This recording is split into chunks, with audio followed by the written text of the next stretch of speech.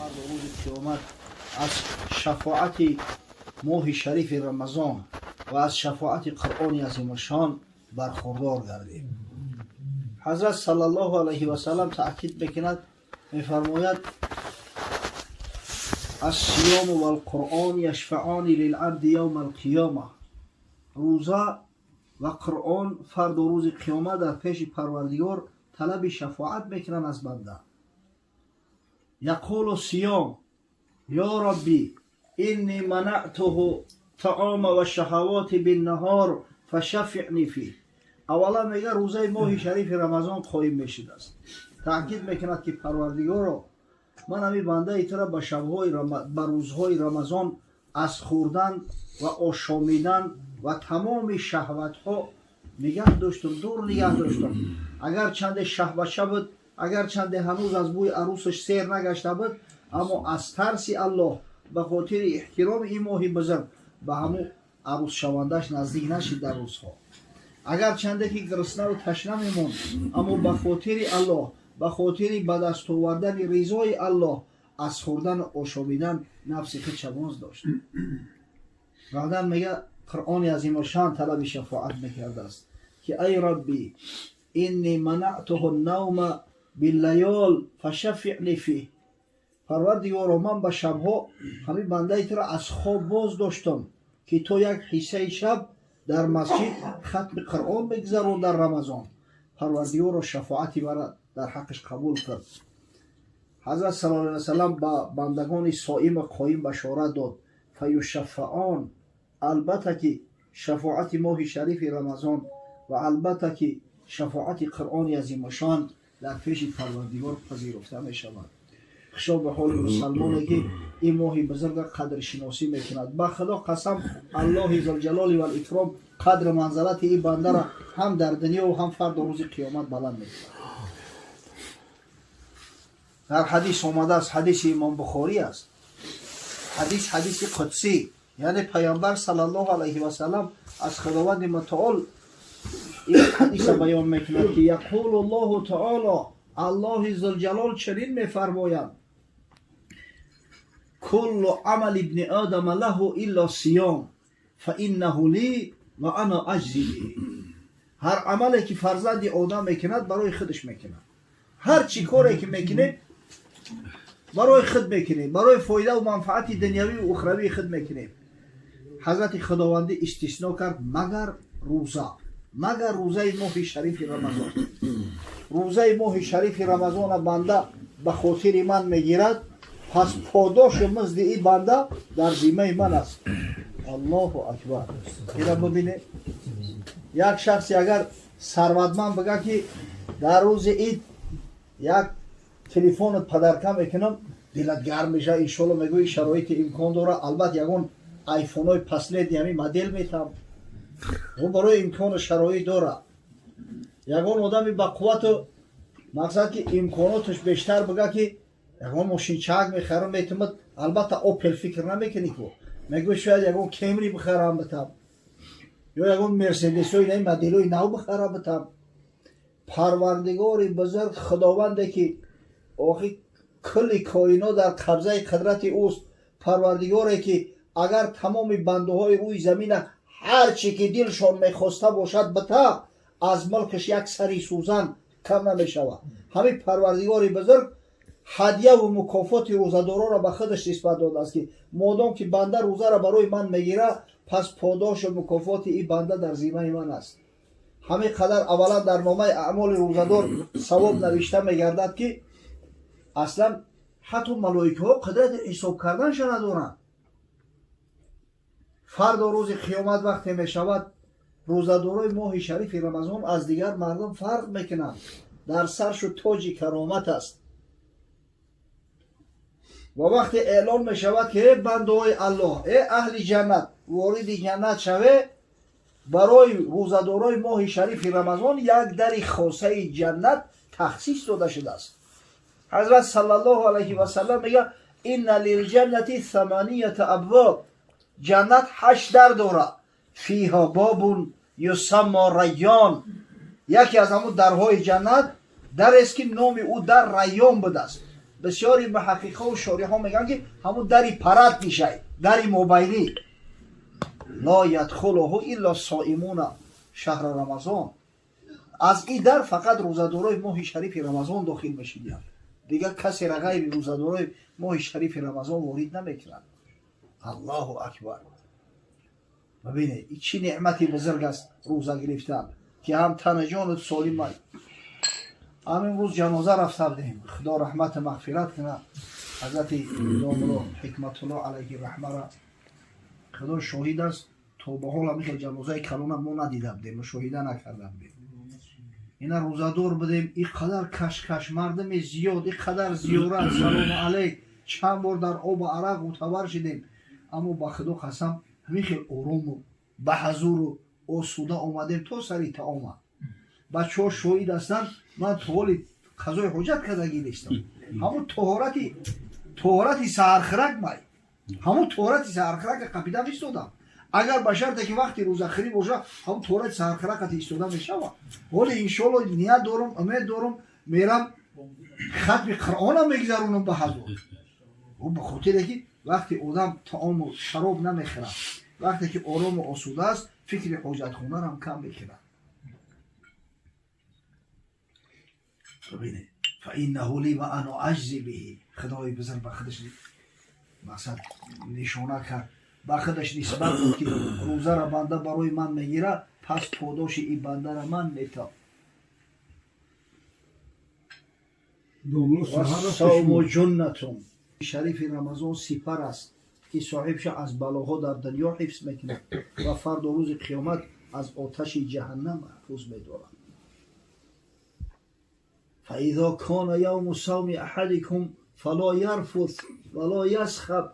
وقتی میگه یک نفر شما روزه میگیرید، رسول خدا صلی الله علیه و سلم، پس در اما خیلی روزه داریتون به خشم و غضب نیایید، داد و فریاد و فغان نکنید، به قدر این ماه بزرگ برسید، حرمت این ماه بزرگ حد نکنید، پیش پا نزنید.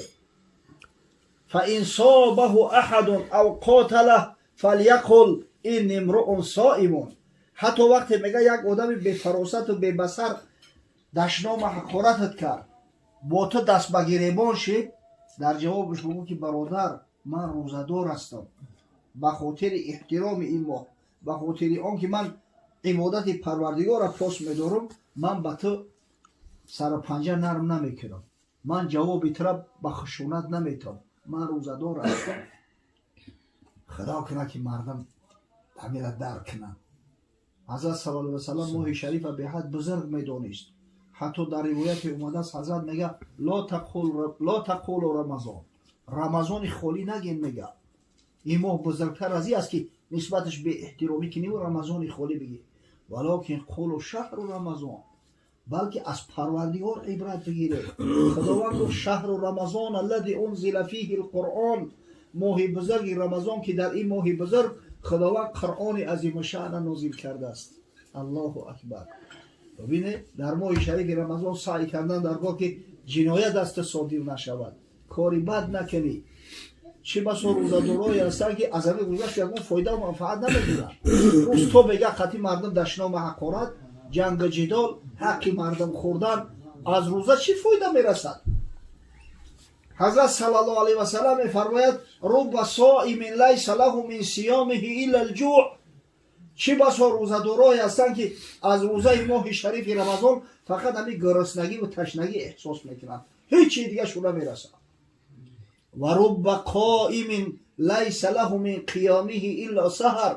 چه بسا شب زنده دارایی هستند که در عوض شب زنده داریشو به جای آنکه ثواب بگیرن فقط همین دو دیده سرخ بیخواب و درد سر حاصل میکنن، دیگه یکم فایده و منفعتشو نمیرسه. پلیدی کند گربه در جای پاک، چه زشتش نماید بپوشد به خاک. خدا رحمت کنه شیخ سعدی را. میگه وقتی که همین گربه در یکون جا اگر پلیدی کرد، قضای حاجت کرد، در او میگیره همون تای خاک میکنه که دیگران نبیننش. تو ایمینی از ناپسندیده ها نترسی که بر وی فتنه دیده ها. تو پروا نداری چپ و راست گناه میکنی، نمیترسی که اوخی از مردم هم اگر پناهش بداری الله عزوجل ناظر است، حاضر است، از همه همین کارو آگاه و باخبر است. روز میشوه که همه را درود میکشه. بیانده تو ایمینی از ناپسندیده ها، نترسی که بر وی فتنه دیده ها.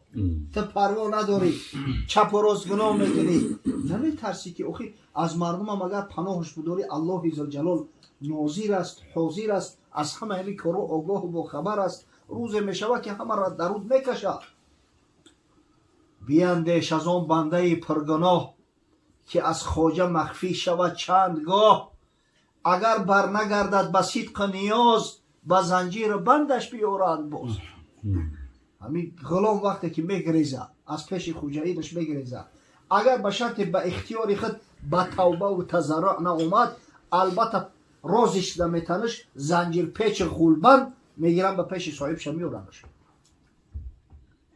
همین ترام کمبودی کردی، نقصان کردی، خدای تعالی برای تو یک شانسی بزرگ داده است در همین عبادت ماه شریف رمضان.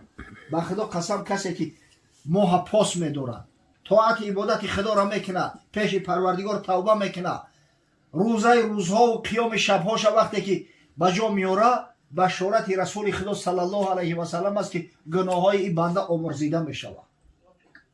گناه های پیشینه این بنده آمرزیده میشود. با کیناوری با کسی درسی تیز که از وی گزیرت بود یا گریز. اوقی سر تا بسر کسی بون که اقلا زور تم که نرسه گریخته بتونی ایو ای قهری پروردگار گریخته میشود، ای غضب پروردگار گریخته میشود.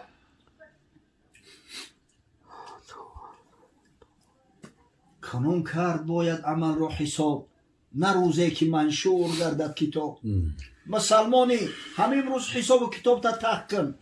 وای وای از اون روزی که نامه اعمال در دستت میتن همه سبسیو یکون عملی خیر نداری. گر آینه از آه گردد سیاه، شود روشن آینه دل به آه. همین آینه را در پیش شگر یا آه کنی، حولی دهنت محکمش میکنه که دیگر رو تا نمیبینی، سیاه میشود. در صورتی که آینه دل با آه گفتن سفید تازه میشود، سیقل میوبه. انمی به شبا عبادت کنی با آب دیده، از صدق دل آه بگیم برای همون گناه های کردگی، برای کمبودی و نقصان های کردگی، برای همون ناشکری و کورنمکی که در حق احسان های الله عزوجل و الاکرام از ما و شما واقع شده است. انشالله وقتی که قلب صاف و مصفا شد دیگه انشالله تجلی نور پروردگار را احساس میکنی در اون قلب. گر آینه از آه گردد سیاه، شود روشن آینه دل به آه.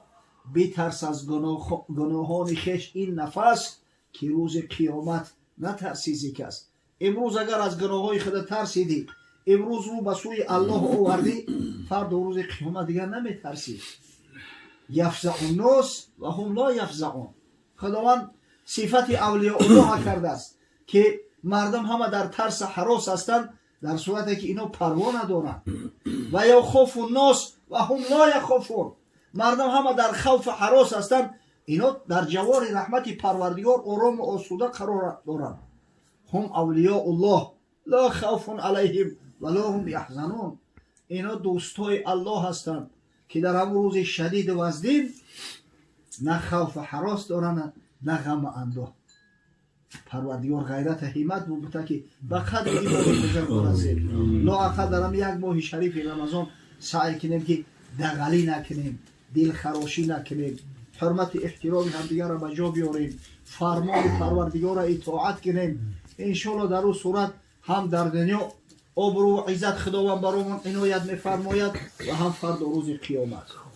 خداوند احساناتی رو که برادر بدنگاه به نیازم قبول فرما. انشالله یک برکت نصرت داره با سرشمار تمام روزدارا و سرشمار تمام کسایی که در این خاندان افطار کردن. انشالله پروردگار در نامه اعمال ایشان جورابک اجر ثواب درج میکنه و خداوند روح دولت جان برادرش رحمت مغفرت کن و در بحبوحه جنت مستقر گردان. خداوند شب اولی حضرت داملو علیه رحمه است. خداوند شب اول براش آسان بگردان. آمین. خواب ناز عروسی و رحمت تا روز قیامت حفظش کن. به خاطر خدمات شایسته و بزرگی که در جاده شریعت غرای محمدی انجام داده است، به خاطر آنکه مسلمانان را مدت‌های طولانی از گمراهی و ضلالت سبب نجات شو گشته است، پروردگار همنشینی رسول الله صلی الله علیه و سلم و اصحاب گرامی را برای حضرت نصیب فرماید و پیونده و خویش اقرباش صبر جمیل عنایت فرماید. ربنا آتینا فی الدنیا حسنه و فی الاخرة حسنه و قنا عذاب النار.